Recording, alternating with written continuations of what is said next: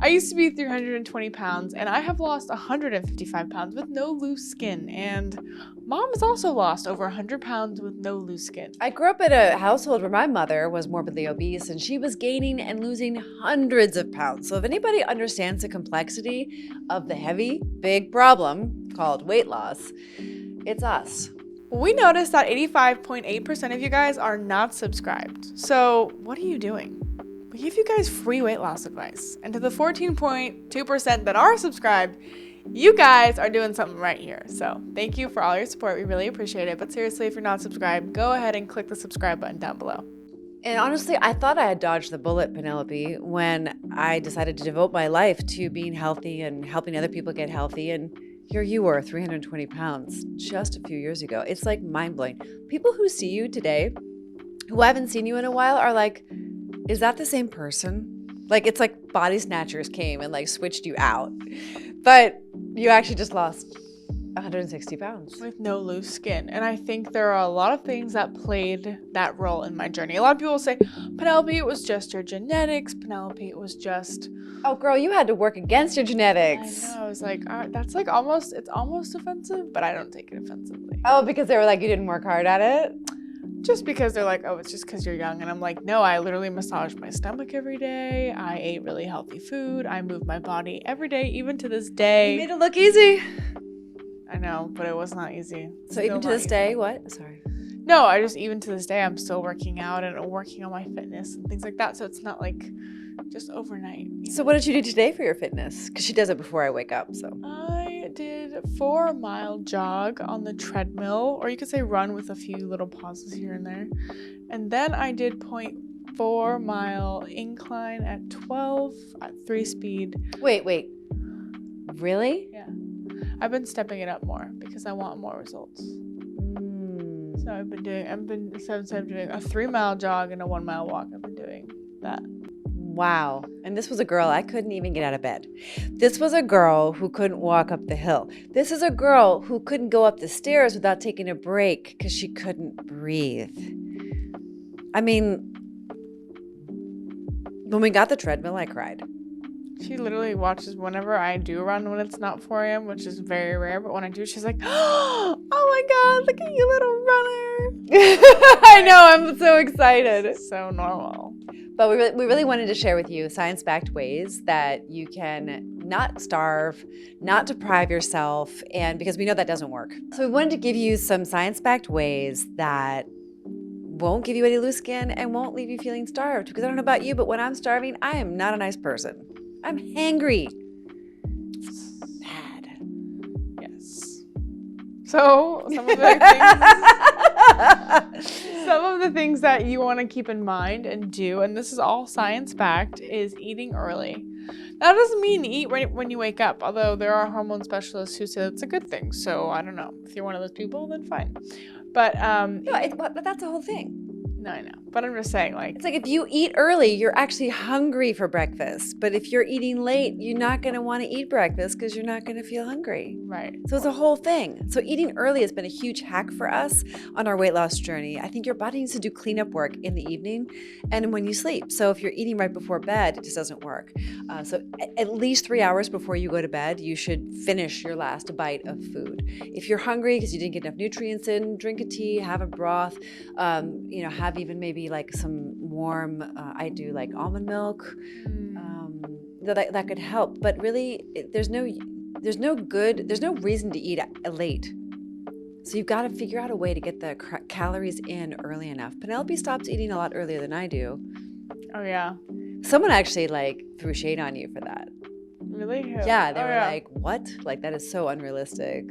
But it's so not unrealistic for me. I don't know. I like to keep myself busy in the afternoons. I like to let my body do the repair work. Like I do a sauna and a cold plunge. I'm so blessed that I have those, so I know that. Yeah. But I just first of all, you don't want to be, who wants to be on a full stomach when you sauna? And then second of all, prefer to get my liquids in and just have like liquid in the afternoon. It's done wonders for me. It really helps with my inflammation. It'll help with anyone's inflammation to eat earlier in the day and do liquids, more liquidy foods in the afternoons. A lot of people who've lost weight in our program, they love to do our broths and soup recipes, and they just love it, and it's like a hack for them. So, and it was actually pivotal for them to take this eat early rule and apply it to their lives. One of the girls didn't change anything about the way she ate, just the timing of when she ate it, and she lost 3 pounds that week. She couldn't believe it.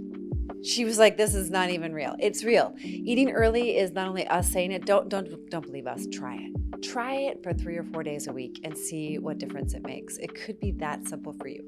Another thing is that eating regularly is also really important to stoke the fire of your metabolism, to keep you from not getting hangry, which is of course something I try to avoid because no one wants to be around someone who's hangry. So eating regular doesn't mean like eat at the same time every day. Right. It means like eating a few meals around similar times every day. So like eating one meal at nighttime is not eating regularly. Right. So we find that most people who reach out to us are like, well, I don't really even eat that much. I don't know why I'm so overweight.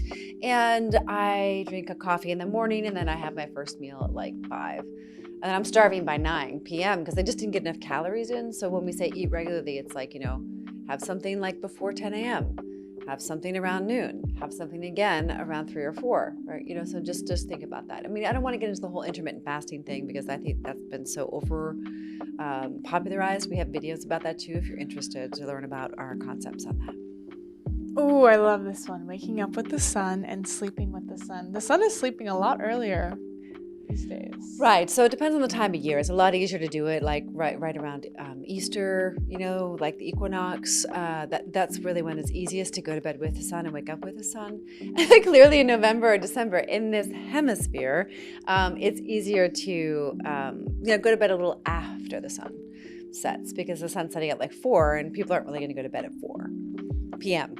in the afternoon. Right. So we want you to. There's a lot of science that shows when you honor their circadian rhythms that your body will be metabolically healthier, which means you will just naturally lose weight. So it's a hack that is somewhat effortless, does require effort. I remember some of our members really struggled with this, but found they got huge results when they decided to wake up earlier and go to bed earlier. And it's like this thing, like like your mom's telling you that, not you. I used to tell you that, and you like, shut up, or whatever. You didn't like it. So I think that getting over that of like, I know this is what I'm supposed to do, but I want to be naughty and like binge on Netflix instead, or you're not getting your me time in. What's so funny though is as you get into this rhythm of sleeping with the sun and just sleeping earlier, you'll kind of notice that you'll just start falling asleep if you start watching Netflix. Mm-hmm. You know what I mean? Like you'll just kind of notice that you're just more tired because your body, they say after just 3 days of sleeping, you'll start to get a pattern. Your body will remember that pattern and start getting tired. So it's kind of, I feel like it's hard. Like sometimes when you start getting tired, you can't really fight that for that long before you actually just fall asleep. Yeah, it's true. But like you do schedule your me time in. Yeah. And you protect it. Yeah. And so a lot of people don't go to sleep very early because they're slammed all day with parenting and, errands and things they have to do. They get dinner on the table, they clean it up, they get the kids to bed, and they're like, I need some time to myself.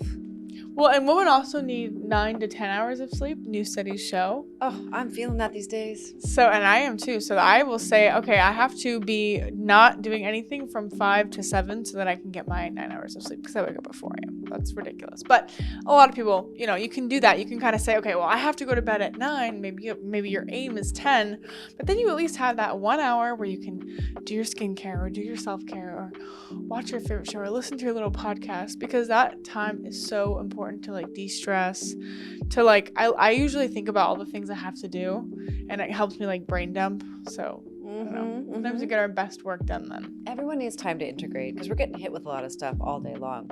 Another thing you should hit yourself with every day is sweat. Sweat is so key. If you don't want to have loose skin, sweating is really critical. I think it helps to increase exfoliation. It helps to increase detoxification. And sweating doesn't mean you need to have a sauna per se, but you do need to do vigorous exercise if that's possible for you.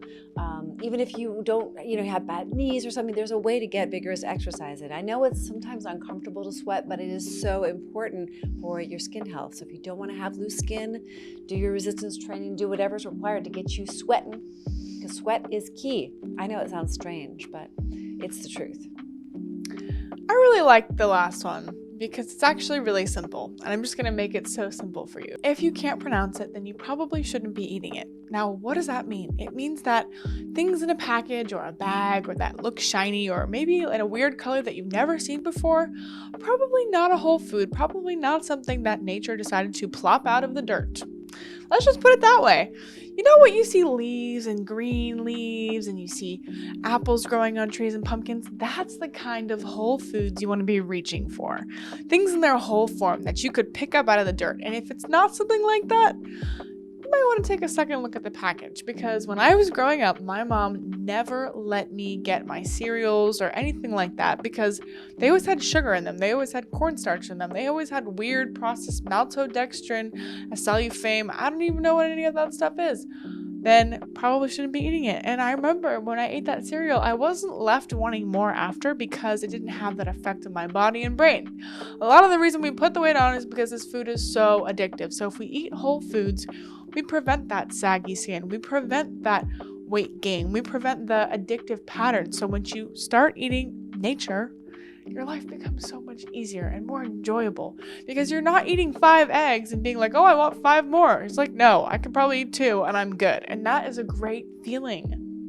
It's a simple but very powerful practice that will help you to lose the weight that you're looking to lose and stay healthy for the rest of your life, prevent disease, and prevent the loose skin that occurs with weight loss. So if you want to join our program, a girl in our group just made a portobello pizza, and she said she doesn't miss pizza at all. And you know why? It's because my mom was on MasterChef. She's teaching everyone in our group, and I'm teaching everyone in our group how to make pumpkins out of muffins and how to make pizza out of buckwheat, which is not even a grain. It's a pseudo grain. I mean, it's incredible. The results are incredible. They're losing weight with less loose skin. I've lost weight without loose skin. Mom's lost weight without loose skin.